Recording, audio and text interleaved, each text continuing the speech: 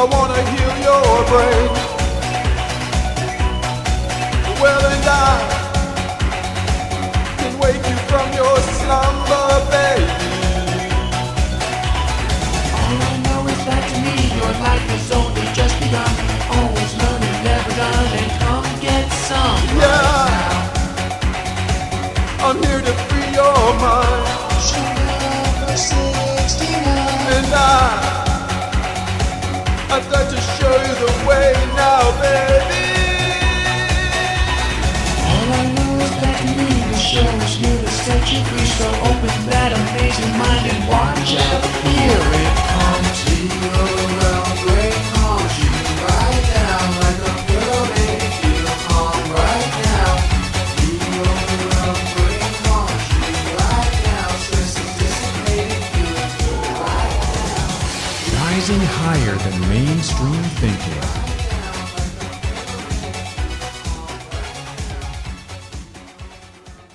Are you annoyed by affirmations? When someone tells you that the way to happiness is to think positively, do you let them know that you've met your personal growth quota for the month and you won't be needing their services any longer? If affirmations feel like lies and positive thinking feels like denial, then start the journey of incredible learning and growth so that you can create the life you've always wanted now.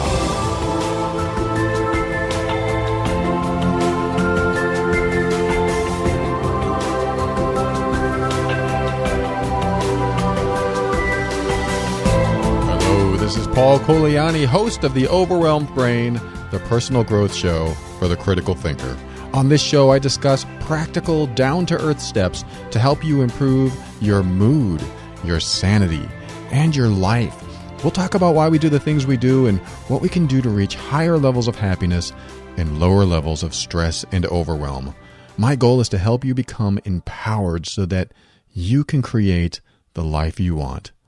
Today's sponsor is The Overwhelmed Brain. Visit theoverwhelmedbrain.com/books and get the ebook, Clear the Path to Happiness. It's about what you can do to clear all the obstacles that prevent you from being as happy as you deserve and learning where that happiness always was, inside of you. Visit theoverwhelmedbrain.com/books and stay tuned for the next book, How to Deal with Irrational People. Looking forward to that one. Today we're going to discuss resolutions, but not the kind that you might be thinking of. As of this recording, it's the new year, and people all over the place have made their New Year's resolutions. However, I want to talk about resolutions to close the past, not open the future. What I mean by that is when you create a New Year's resolution, you're making a commitment to yourself to accomplish something, some sort of goal or task. But in this episode, I want to talk about committing to resolving the past in the sense of what I call closing the loop. A loop, in the way I'm going to talk about it today, is anything that is on your mind that isn't resolved. Whether that's the anger you have towards a coworker, or the loss you feel when someone dies or leaves you, or the feeling of anticipation while you wait for the conclusion of your favorite movie, or even wondering what someone is going to do or say to you the next time you see them. These are all open loops of some sort, unfinished business, like the cliffhanger at the end of a movie where the last scene ends, and you're left there wondering, what happened next? Quite simply, whenever you have a thought that needs closure, you're in an open loop. I use the word loop because a loop comes full circle and is a closed system of some sort. For example, imagine if you were on a roller coaster that stopped at the highest point, upside down, and you were stuck there waiting for maintenance to fix it. You'd probably get a little nervous or feel anticipation, wondering when it was going to start moving again. And eventually, when it finally started again, the ride would come full circle, and you'd end up right where you started. The ride is a metaphor for any thought process that hasn't come full circle so that you can find closure. Well, a real-world example of an open loop in my life is when I worked as a subcontractor on a computer project at a hospital. I spent over a year there installing and repairing computers, but not as a full-time employee. I was told several times that they wanted to hire me on full-time, but was never brought into an office and given the official word that I'd be hired. Month after month went by, and there I was hanging upside down at the highest point of the roller coaster, just waiting for the word that they'd hired me on as a full-time employee. Being a contractor, I had no benefits and knew the job could end at any time. So I had this open loop. Are they going to hire me? When will it be? Do they like my work? Wouldn't they have hired me already if they liked my work? All these unanswered questions. And like the cliffhanger at the end of a movie, I was left wondering what's going to happen next. So I finally decided to close the loop and resolve this once and for all. I called a high-level manager and I asked him point blank, "Will you be hiring me when my contract is up?" His answer was, "Well, I don't know. You'll just want to keep an eye on the job boards. Be sure to jump on any new opportunities that you see." Well, I was shocked and suddenly felt dejected and defeated.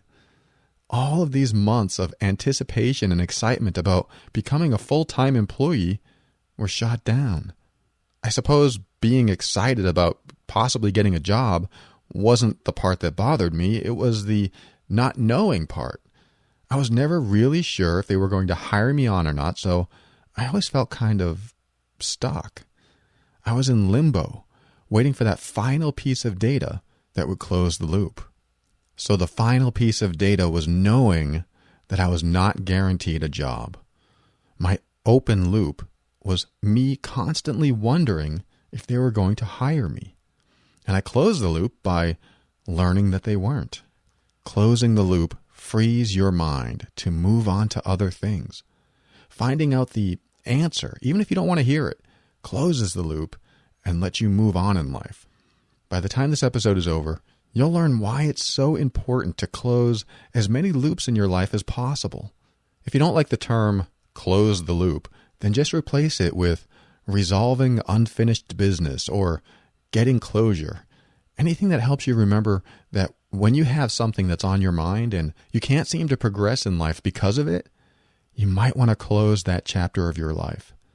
If you're still a little confused, don't worry. It'll make sense soon enough. But just know that this episode will help you get unstuck if you feel like you're just not getting anywhere, whether in your relationships or career or anywhere in your life. Learning to close the loops will clear the path so that you find a resolution and start creating the life you want instead of being held back by your own thought processes.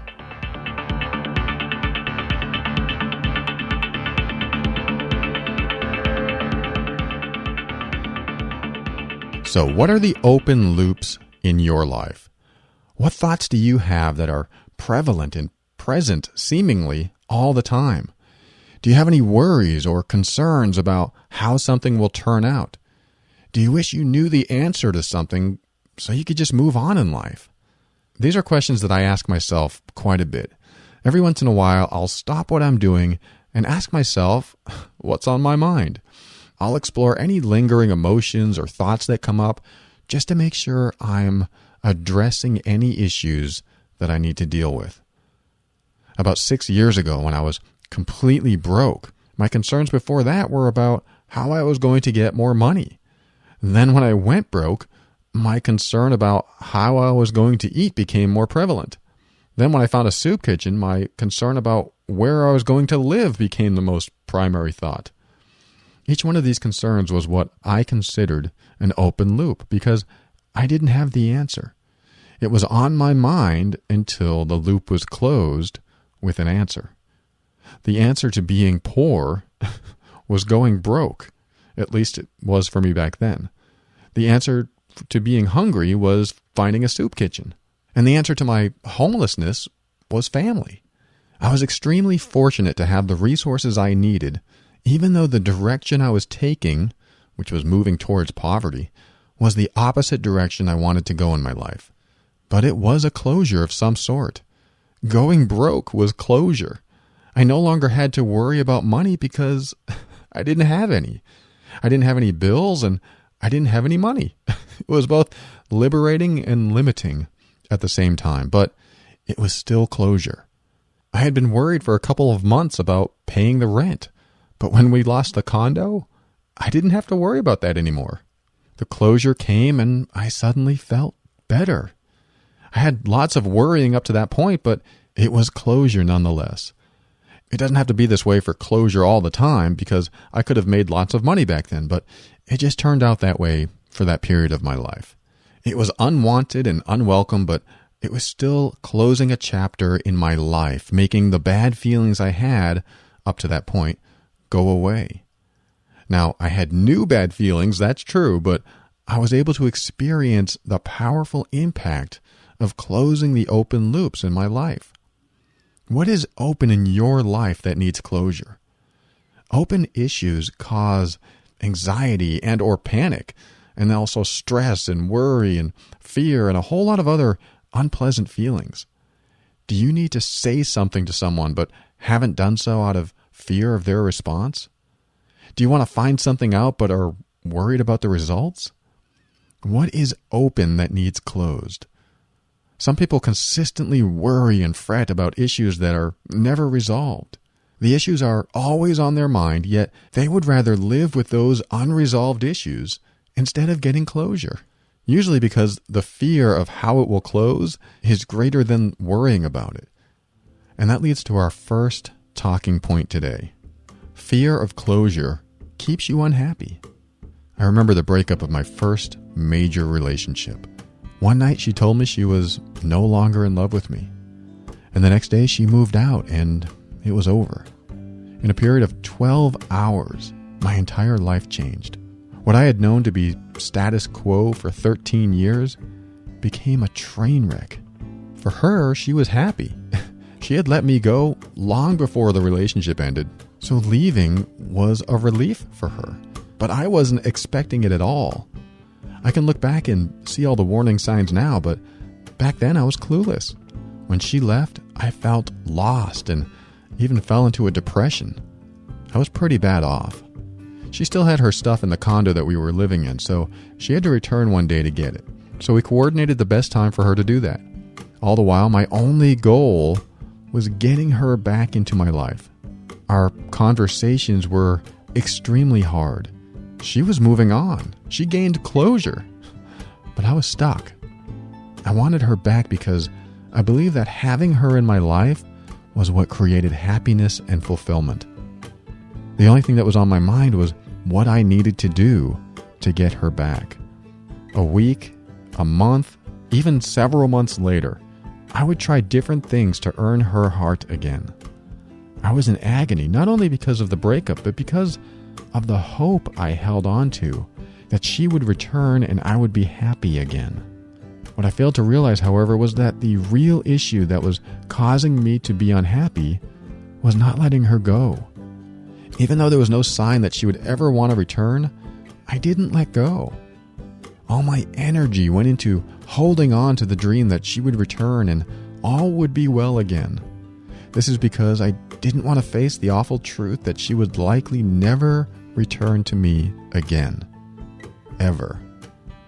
By continuing to hope for what seemed an impossibility, I became more and more depressed. I got numb, and I felt like I was in a void. This got worse over the months, and soon my life was simply pointless. I didn't feel joy, but I also didn't feel sadness. I just felt nothing. And later, when I was finally ready to date again, I brought this person I became into my next relationship. I was a downer and felt very little of anything, yet I believed that by bringing someone new into the picture, I would start to feel good again, but I was wrong. I just brought her down too. It took about 1.5 years more to finally recover from my depression because I started doing one thing: closing my past. I was closing the loops that were open that were plaguing my mind. I had thoughts that simply wouldn't go away. I was sad that my girlfriend never returned, but one of the main reasons it saddened me was because I never let her go. I held on to the idea that she would return instead of facing my worst fear, that she didn't want to and never would. I refused to accept that it was over, so I prolonged my own suffering, eventually leading to my depression. This nearly crippled me because I didn't want to do anything with my life. Now, I'm not here to talk about depression today, but it's important to know that keeping issues like this open in your life can be dangerous. When your joy and happiness is still tied up in someone that is no longer in your life, you risk becoming miserable. What I failed to do was grieve as if there would never be a chance that she would return. I failed to let her go, closing my past so that I could move on. I held on to her, hoping she would return so that I could be happy again. Hoping. That's a word I almost eliminated from my vocabulary until I found good uses for it, but it can be the very thing that holds us back sometimes. Hoping can delay goodness from coming into your life. Hoping can also be motivating and inspirational so that you do move forward with things. It all depends on how you use it. For me, hoping my girlfriend would return was keeping me down. Hoping that she would walk in and say, "I'm so sorry, I should never have left," was something that might have lasted for years had I really stuck to my guns. Imagine that you hope for years on something that you know deep down will never happen. I know some of you might have that kind of hope, and if it inspires and motivates you to move forward and find some fulfillment or meaning, then let it continue to benefit you, as long as you're moving forward. But if you're hoping for things to change that will likely never change, and by staying in this hoping state, you are always unhappy, then seek closure of some sort. For me, I finally accepted that she would never return. This acceptance was one of the hardest steps to take because that meant I had to believe it was true. And if that was true, I might never be happy again. It would create a huge hole in my heart, and I would feel unloved and unwanted. There were a lot of realizations that took place when I accepted that reality. I feared closing off this chapter of my life, and it got me depressed. But what I didn't expect is what happened about 9 years later, when I had to go through the same thing all over again.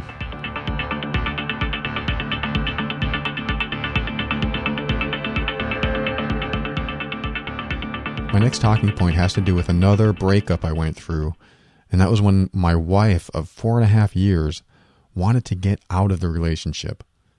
This was another shock, and I was unprepared for it because I truly believed that marriage was forever and that you just work through all the problems you have together, if possible. In her case, it wasn't possible, so she left. And there I was, confused and heartbroken once again. But something was different this time. I remember what I learned about closure and knew that I absolutely did not want to become depressed again. Of course, I was a different person by this time, so I had learned so much about myself and had gone through a lot of personal growth by that point. But it's still hard to prepare for what comes at you in life. When she made the decision to leave, I took a few days to grieve and reflect on what happened. Then, within the week, I was still grieving, but I made the decision to go down to the courthouse to find out what it would take to get a divorce. I filled out all the paperwork and then sent it to her. She was surprised I moved so quickly to get the divorce, but I knew that if I didn't accept what was happening, I wouldn't be able to get over this, just like in my last relationship. Which leads me to my next talking point. Closure can be painful, but lingering emotions are worse. This realization came pretty quickly after she left me. Within a month, I had packed up my truck, moved out of the condo, and drove 3,100 miles to live on the East Coast. After she told me she was absolutely sure of her decision to leave, I created the closure as soon as possible. Within a month and a half, the divorce was final, and I was living in an entirely different time zone. Some of my friends and family wondered why and how the divorce happened so quickly. After all, these things usually stretch for months or years.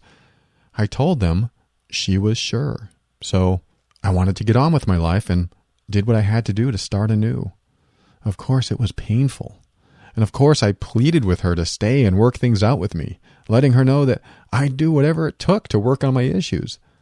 But her mind was made up, and I chose to accept that the worst case scenario just happened, and there was nothing more I could do. But this acceptance allowed me to take action. It was still painful because I didn't want it to end, but I knew that I had to get this process moving to avoid prolonging the way I felt being tied to someone who didn't want to be married to me. By the time I reached New Hampshire, she had reached out a few times and wanted to be friends. This was too hard for me, and every time we communicated, I kept feeling sad and really just either wanted to be married again or not communicate at all. I finally wrote her an email letting her know that I was letting her go. This was hard to write, and I ended up rewriting it twice, but it was liberating. This was my closure. I was sad and hurt up to that point, but almost immediately after coming to terms with the reality that she didn't want to come back and I would have to let her go, I was able to find closure. One of the most important lessons from my last relationship was the breakup. Learning to come to terms and accept the hard truth that the person I loved didn't want me anymore. I was free. I was free to make important decisions about how I wanted to feel from that point on. Did I want to hang on to something that would never pan out, or did I want to move forward with my life, even though it was painful to go through? I could stay hopeful, or I could move on and just deal with things as they came. Hoping for something you know will never happen is an exercise in futility and will keep you in a rut. That's the hardest part for people, is accepting that closure, because it might mean giving up hope of what could be. But sometimes hope holds you back from being happy.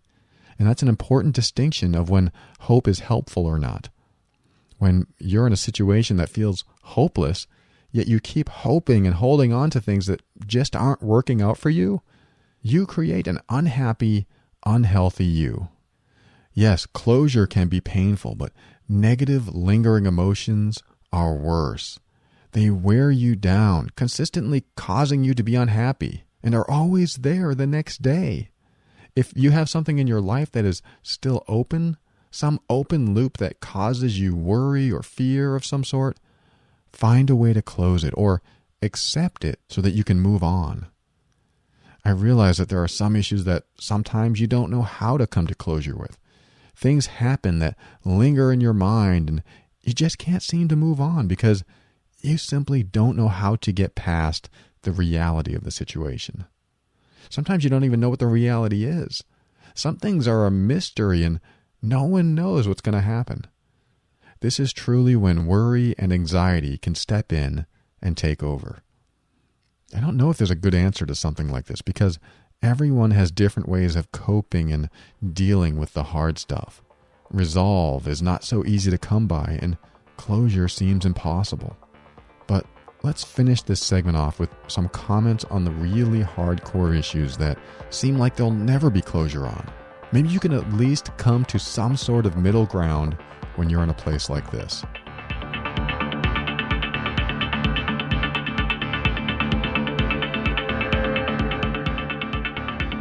What if what you have floating around in your head can't be closed?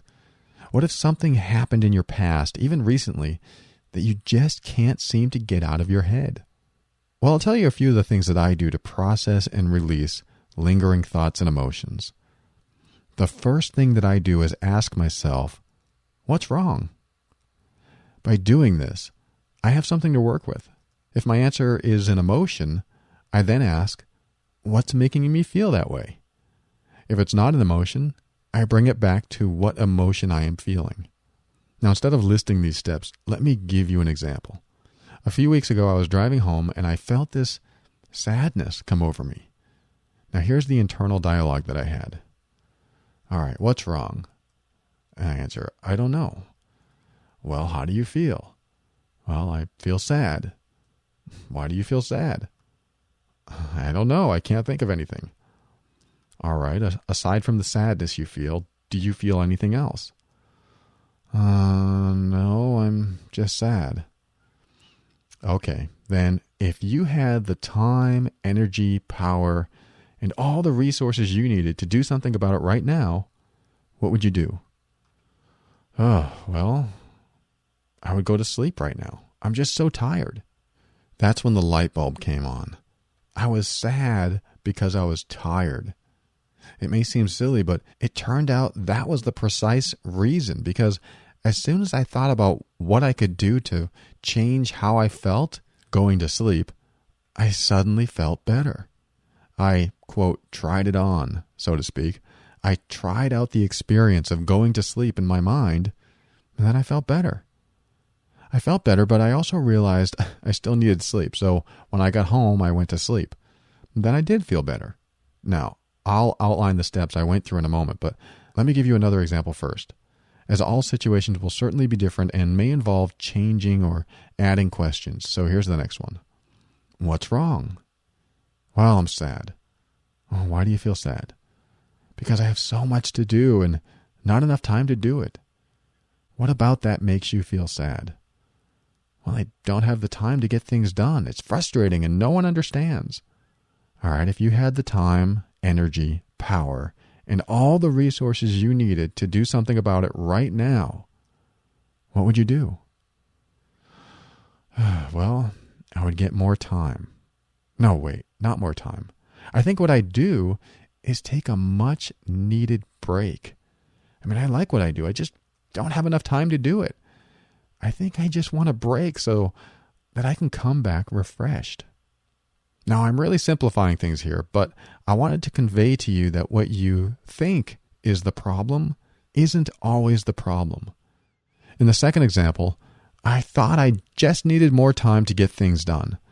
I focused all my energy on not having enough time.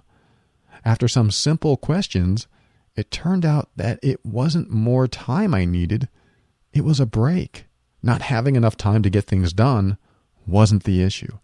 It was the lack of balance between work and rest. Again, these are just two scenarios, and each one will certainly be different. However, the starting point helps you drill down to the root of the issue.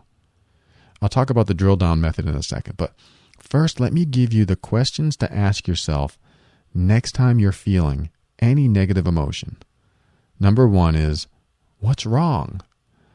Ask if you were sitting across from yourself, like your own therapist, and try to get to an emotion. If you don't get an emotion as a response, then ask, how do you feel about that? And then number two is, when you get an emotion, ask, why do you feel that way? So if you feel angry, you can ask, why do I feel angry? This will give you all the reasons and maybe some excuses too for the cause of your anger. But we break it down a little in the next question, which is number three, what about that makes you feel that way? Now you're asking yourself to be more specific. This time you're looking for what you believe to be the specific cause of your negative emotion. Remember to think about it from your own perspective and how it personally affects you. Don't come up with answers like, well, anyone would feel that way in this situation. Or, of course you'd feel that way. No one would like that. These statements are not from your own personal experience. They are broad generalizations. Be specific, like, when Sam threw away my letter, I felt like he ripped out my heart. Now, number four, here's the golden question. Even if you skip the first three questions, make sure you ask this one specifically in this way. If you had the time, energy, power, and all the resources you needed to do something about it right now, what would you do? When you word it to yourself this way, or in a way that empowers you, try it on. In other words, imagine what it would be like if you actually had all the time, energy, and power and resources that you needed to do something about it. What would you do? And especially, how would that make you feel? By trying it on, as I like to call it, you are putting yourself in a resourceful state. In other words, instead of being down or upset where it's a challenge to find a solution, you're up and mindful of what you can accomplish. In this resourceful state, you bring new ideas to the table. You open your mind to possibility instead of keeping it closed in negativity. Try this questioning on yourself. Maybe you'll uncover something at the root of your challenges that will help you think in a new direction. In fact, try to come up with answers that you haven't come up with before. When I thought I was sad for a different reason, it turned out that all I needed was sleep. Of course, it won't always be that easy, but it's the first step in closing the past, whatever that past is. We're talking about closing loops today, and they won't always be easy to close, but the first step is better than no step. And speaking of steps, let's talk about drilling down to the worst case scenario. It's very close to what we already discussed, but it gets very specific and brings out the worst possible scenario step by step. This one really grabs at the roots and is designed to help you process how bad it can get. Now, why would you want to do that? Because knowing how bad it can get actually minimizes all the bad stuff before it. If it can get worse, then maybe you aren't so bad off as you think. If you take it to the extreme, then everything before the extreme isn't as bad as it can get. If this is confusing, let's go through an example to give you an idea of what I mean. Start by asking yourself, what's wrong? You recognize this first step? I don't know, I'm kind of sad. Well, what's causing your sadness? I'm not sure, I just feel sad. Maybe because I'm worried about losing my job. How does losing your job make you feel sad? What do you mean? No one wants to lose their job. Notice I'm not using an I statement to reflect how I feel. Yeah, but how does you losing your job make you feel sad? Well, if I lose my job, I'll have no money. I need to pay rent and buy food and take care of my family. Okay, let's pick the most important item in that list. What's more important, having no money, paying rent, buying food, or taking care of your family? Well, I need to eat, but I also need to pay rent. But when it comes down to it, taking care of my family is number one above everything. If I'm taking care of my family, then that means I am providing food and shelter for them too. Okay, good. So how is it a problem if you can't take care of your family? What? Why would you ask that? That's a stupid question. Now, I realize I'm talking to myself in this example, but there's a reason you want to know how something is a problem, even if it's obvious that you know what you should do in a certain situation. Let's continue. If you couldn't take care of your family, how is that bad? Well, it's bad because it means my family could suffer. I don't want them to suffer. Now, here's where it may seem harsh, but there's a reason we're going in this direction. Bear with me. How is it bad that they suffer? How is that a problem? Now, at this point, you might be thinking, these are terrible questions, but they are designed to help you think about how bad it can get. We're almost done. Well, it's bad because I love them and I don't want them to suffer. And if they suffer, I don't know, I've failed as a parent and a husband. I'm a loser. Now, I'll stop there because what is happening is that we've drilled down to a worst case scenario. I mean, it could get worse, but you can tell where I'm going with this.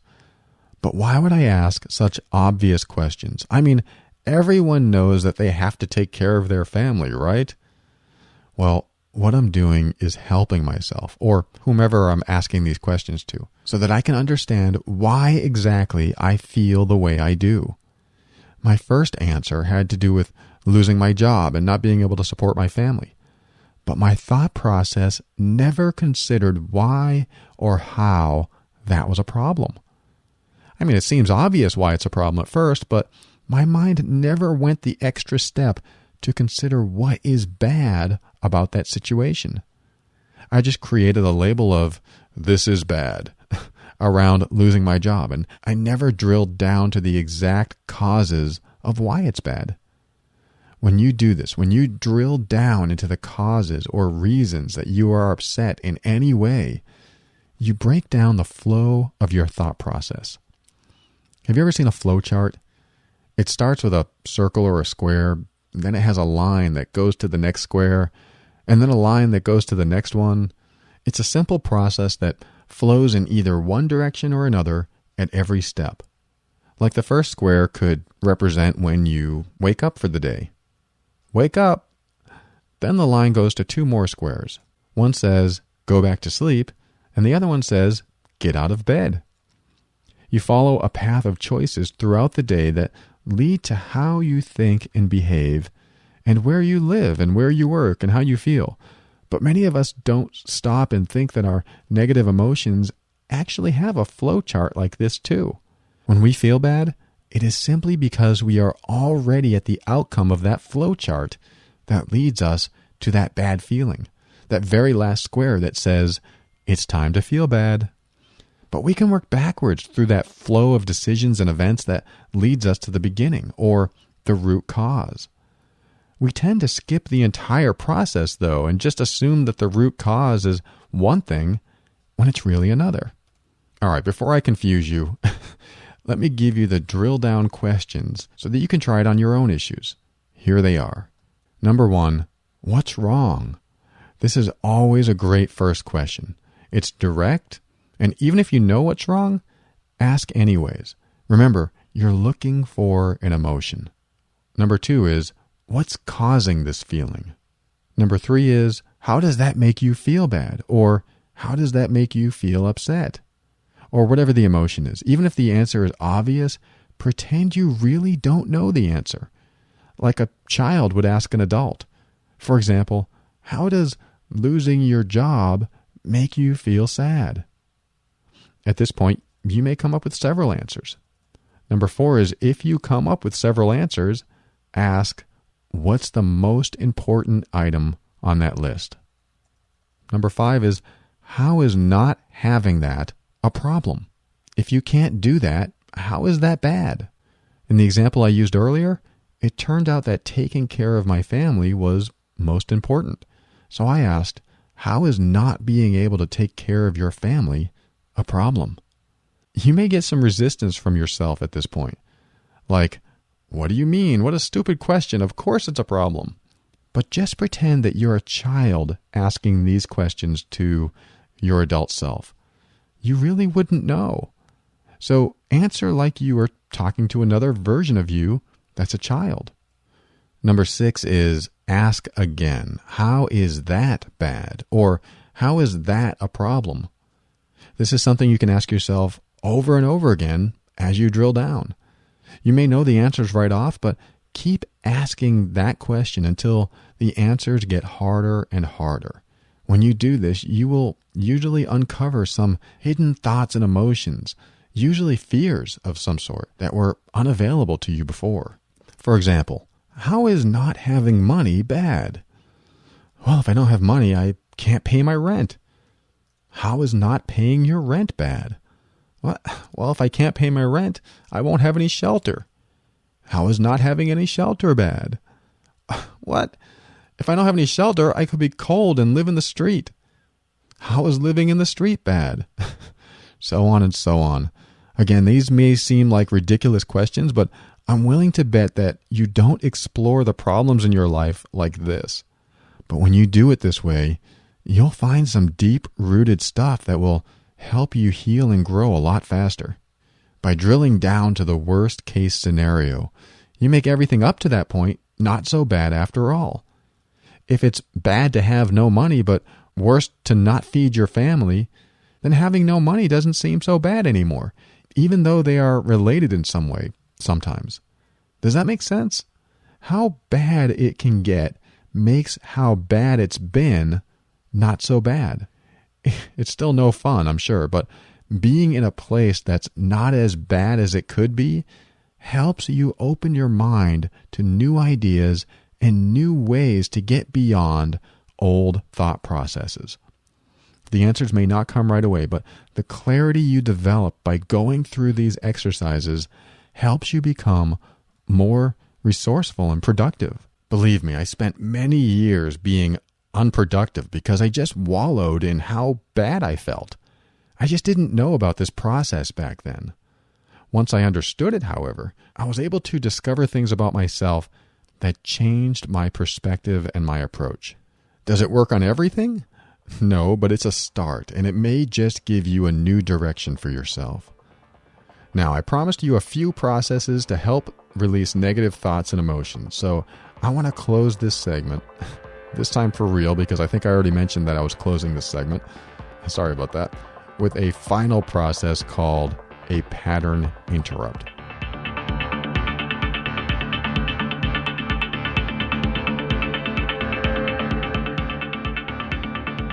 On other episodes, I talk about how the brain loves patterns. As we learn new things, we figure out a pattern so that we can repeat those things. Once you learn how to ride a bike, the body and the brain remember what to do next time. A pattern is formed, so you don't have to relearn most things from scratch. Imagine if you had to relearn how to balance on a bike every time you got on one. You'd never progress and always feel like a beginner. This is why our brain is so amazing, because it remembers. Our body memory works this way too. It's like our body knows what to do before we even think about doing it. If you play a musical instrument, you know this is true. Or even if you type, your hands know where to go on the keyboard before you even think about it. Well, negative thoughts and emotions tend to work that way too. Remember I mentioned the flow chart and how one choice or behavior leads to the next one and the next? It's this pattern that leads us to the same feelings over and over again. It's that well-traveled road. Our brain knows the road so well, it doesn't stop to ask for directions. Open loops are like that. They can replay over and over again, never ending, always taking us to that bad thought or feeling inside. Well, there's a way to interrupt the flow chart and detour the thought processes into a new direction, and that's called a pattern interrupt. A pattern interrupt is when the brain and body's pattern is disrupted, causing you to have to regain your ground and learn a new way to get back on track. For example, if you, disarm your car with a remote every day, but one day you press the button and it opens your trunk and makes the headlights blink, you would go into a state of confusion. The pattern you were used to was interrupted and replaced with something new, something unexpected. This is a pattern interruption, when what you are used to changes unexpectedly. Now, the good thing about this is that any pattern can be interrupted, even the ones that make you feel bad. Pattern interrupts work well with depression and anxiety and other feelings of emotions that aren't so pleasant. For example, if you feel anxious about getting on an elevator, then do something you've never done before just as you are getting on one. Do something that you might be a tad unfamiliar or uncomfortable with, like taking your shoes off or calling someone you haven't talked to in years to catch up as you're getting on the elevator. You can even use a yo-yo or purposefully go only one floor up and then take the stairs to the next floor and then use the elevator again. There are all kinds of things that you can do to interrupt the moment you're fearful or anxious. It's actually more helpful for someone else to interrupt your pattern so that you don't know what's coming.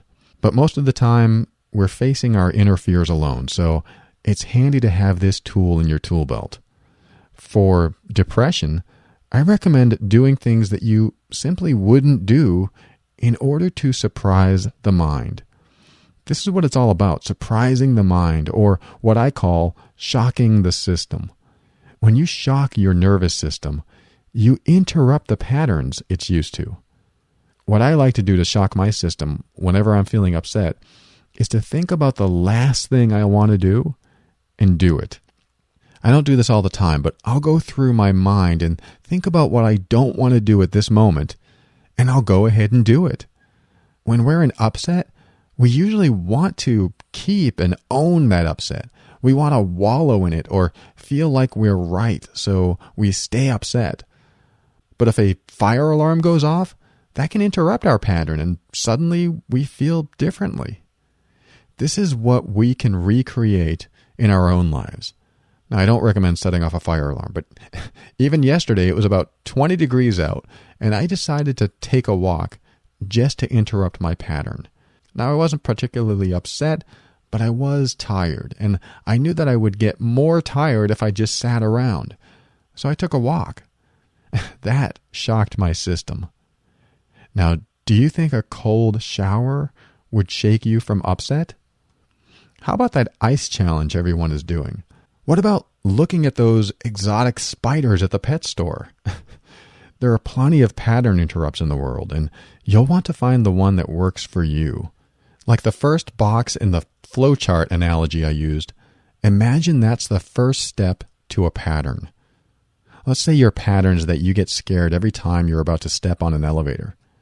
This is your opportunity to interrupt the pattern before you get on the elevator, or even when you're already on it. If you interrupt your pattern several times over several days, the pattern changes, and eventually, you won't have to worry about it being a problem anymore. Now, this is a real phenomenon. If you alter a pattern enough times, it's like creating a new groove in a record, and the needle has to follow it. I like what Charlie Hone said in my episode about anxiety many months ago. He said he plays when he feels anxious. He said he got over his anxiety by throwing a ball or a frisbee whenever he felt anxious.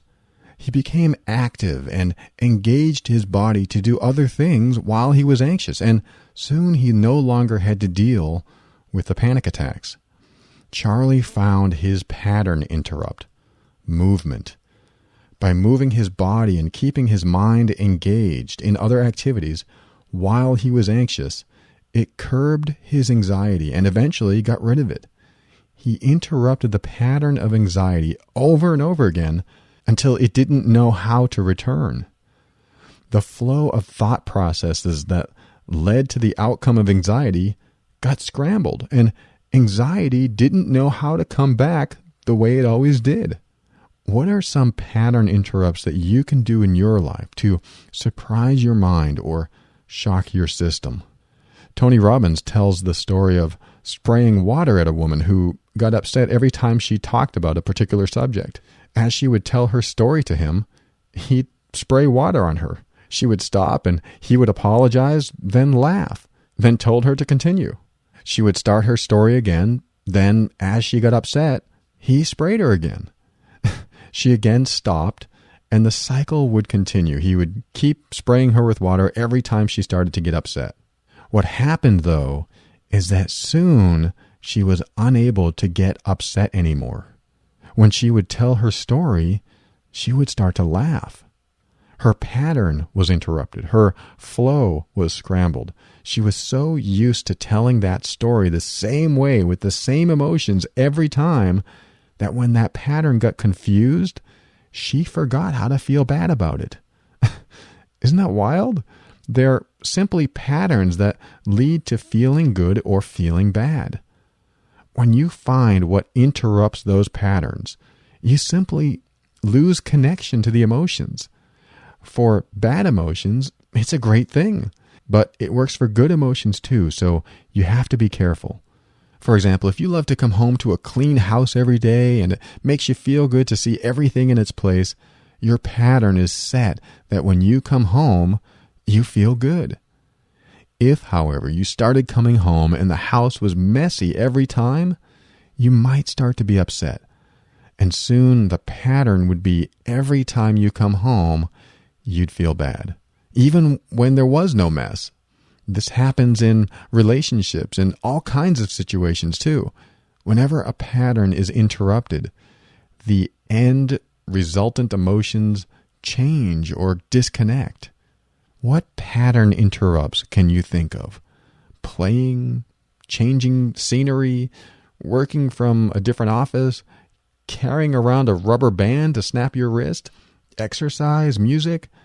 How about helping others interrupt their patterns? If someone comes home grumpy, maybe you can change their day by running a bath or making dinner. patterns can be stagnant reminders of what we don't like or interrupted so that we can change how we feel about things. When it comes to closing the past to open the future, everything we talked about today is a step in that direction. We're running out of time for a summary, but if you need a refresher, just listen to the show again at extra fast speed. I want you to close out those old, negative, lingering thoughts and emotions so that you can create a new future for yourself. Remember, open loops feel like unfinished business. When you have these cliffhangers inside of you, they keep rearing their ugly heads, wanting to be resolved. When you close the loops on all your unresolved negative emotions, you clear the path to new territory. You open yourself up to new ideas and take actions that you haven't taken before. Like I talk about in my book, you actually do clear the path to happiness because all the obstacles that prevented you from becoming happy are removed.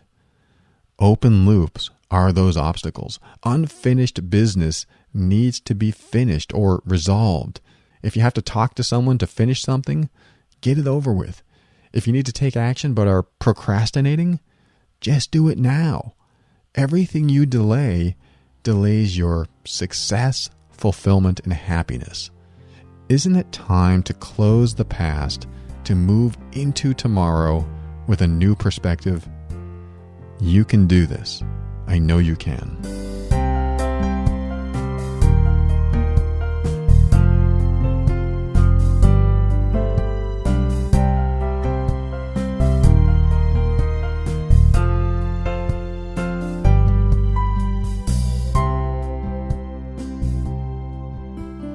Even though I never got hired on full-time at that hospital, I was so grateful to close the loop. I was so happy and relieved to have the information I needed to move forward.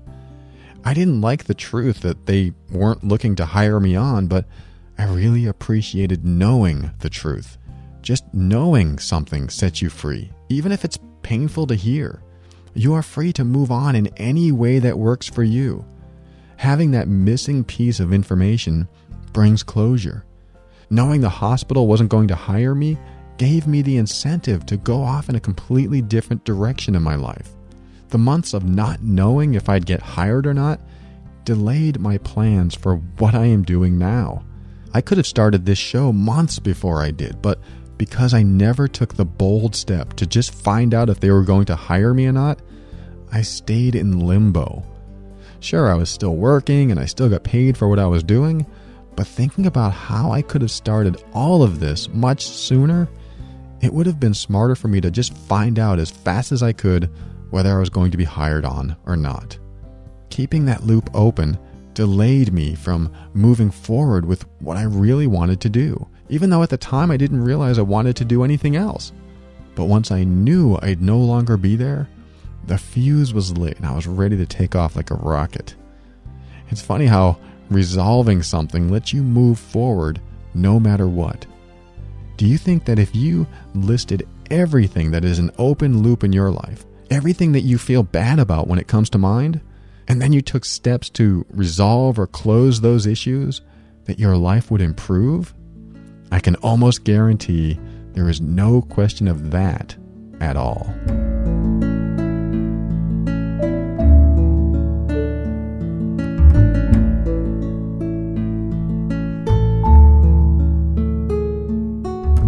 Thank you for listening to another episode of The Overwhelmed Brain. I thank Jacob, Sabine, Maureen, Jennifer, Diana Kay, and Harry for their amazing reviews in Amazon for my ebook, Clear the Path to Happiness. I also thank Alexandria, Jennifer, and Catherine for their emails, and Katya, George, Mark, and Edie for subscribing to the newsletter, and Vicky, Josh, Jamie, Heather, Jerry, and Kelly for their likes on Facebook. Keep up with the show by heading over to theoverwhelmedbrain.com and sign up for your weekly personal growth message. You can also write to me anytime by sending me an email to paul@theoverwhelmedbrain.com. I want to thank the listeners who are using the Amazon link on the site to support the show. be sure to shop at Amazon using the link theoverwhelmedbrain.com/Amazon. If you find this show valuable to you, just say thank you by using the Amazon link before you make your next purchase from them. And while you're there, look for the book, Clear the Path to Happiness. You are all making a difference, and it's going towards a good cause. You. If I didn't call your name in this episode, just know that I appreciate you and thank you for being there for me, listening, learning, and growing. Close the loop is a funny way to say resolve your past. Resolutions come to people every new year, but resolving your past should be practiced all the time. Things sneak up on you, I realize, but what is one thing that you can resolve that would make your life a little easier right now? I really like Dave Ramsey, the financial guy on the radio. He talks about his debt snowball process. It's where you pay off your lowest debt first, and then the money you save after you pay off that debt goes into the next higher debt. And before you know it, the snowball is huge and rolling down the hill, gaining speed, and you're suddenly out of debt. Negative emotions can work that way too. Sometimes we have a small thing that bothers us, that we're afraid to do, but once we do it, it opens the door for us to do the next big thing, and then the next. It's stepping out of our comfort zone in baby steps, but it works. Of course, bold steps in a different direction work too, but I guess it all depends on how fast you want to change your life. I'm not saying which one you should do, but either way, there is a way, so I support both. Step into your power and be firm in your decisions and actions so that you can create the life you want. Because when you do this, you'll discover what I already know to be true about you, that you are amazing.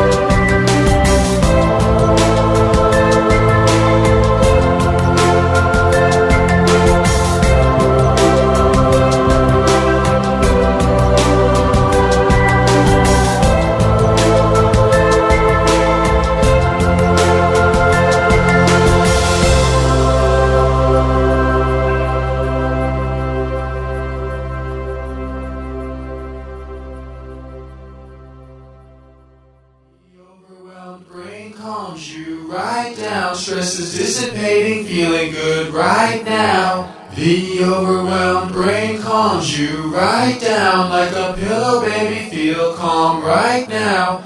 The overwhelmed brain calms you right down. Stress is dissipating, feeling good right now.